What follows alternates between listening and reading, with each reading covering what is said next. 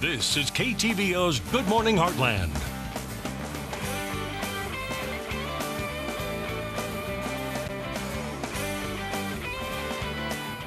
Back. Work is underway on the Forest Lake Area Trails System, also known as FLATS, and the group leading the effort to link Thousand Hills State Park and downtown Kirksville is holding a groundbreaking ceremony. To learn more, we have Dan Martin here this morning. How are you doing? I'm doing great, Ella. Thank you. So the groundbreaking ceremony is for phase 1 of the whole entire project, correct? Correct. Okay, and go ahead and let us know when the actual ceremony will be taking place. Thursday, October 3rd.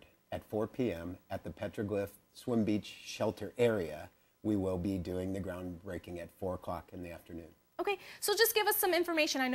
I'm sure a lot of people have heard about FLATS and the project, but go ahead and let us know what it's all about. Well, it's really all about getting more people possibly using Thousand Hills State Park, impacting the public health of the community, and hoping to infuse some economic impact also into the downtown area.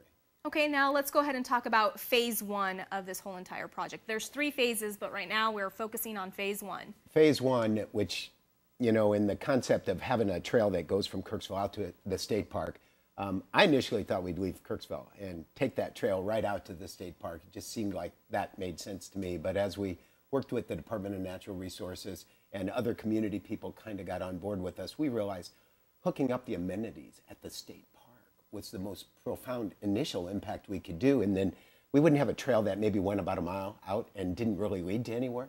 But by connecting up the pieces at Thousand Hills State Park, we're going to impact the lives of Missourians going to that state park, a completely handicap accessible trail that will link the swim beach to the dining lodge, to the cabins, to Campground 2. And this is really makes tremendous sense that that's where we would start. All right, so we are holding the groundbreaking ceremony tomorrow, but technically you've already broke ground. Well, the Department of Natural Resources has been on the scene at Thousand Hills State Park since September 9th.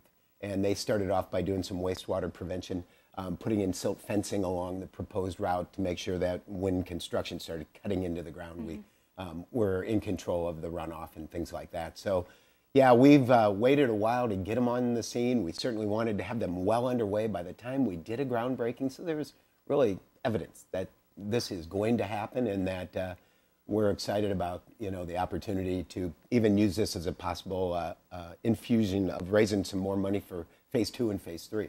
All right, now let's go ahead and talk about funding. How is this all made possible? Well, it's made possible by generous donations of people who are friends of the trail and want to see this happen. And as well as we had in 2010, we received a recreational trail program grant, which was a $100,000 grant that came from the federal government that was earmarked for trails. The state of Missouri got $3.1 million, and we were one of the 31 recipients of the $100,000 grant. At that point in time, that was really catalytic to getting to where we're at right now. So we've raised quite a bit of money, and we're working with the local Rotary Club to keep it in a charitable trust so that every penny that comes in is not only tax deductible, but there's some transparency there to make sure that the money is used appropriately. All right. Now, we did just show a screenshot of your guys' website, but also on the website, if you scroll down, which we're going to pop up right now, is the proposed phase 1, 2, and 3 of this whole entire trail system. So kind of explain to our viewers what we're seeing. The dark gold solid line that starts near the marina area and wraps around by the dining lodge, goes in front of the cabin area and parallels the shore of Forest Lake right there. That gold line, that solid, takes you right up to the petroglyph site. That is phase 1 of this. The phase 2 would link is the dotted yellow line, which takes you over to Campground 1, which is the largest campground out at Thousand Hills. And from there, we make the big move to Kirksville. And certainly that's phase 3, and what we've already been doing is cutting some dirt trails on the Kirksville side through some of the areas that might be potential for the route into Kirksville. All right, so this is definitely a big project. What is the time frame and the goal that you see in mind with, you know, phase 1 and then ultimately the final phase? Well, we'd like to have concrete poured before the snow falls. That would be wonderful if that was where we were with phase 1. Ella, we've been working on this since the 90s. In 1998, this was put on the concept plan for the state park. Wow.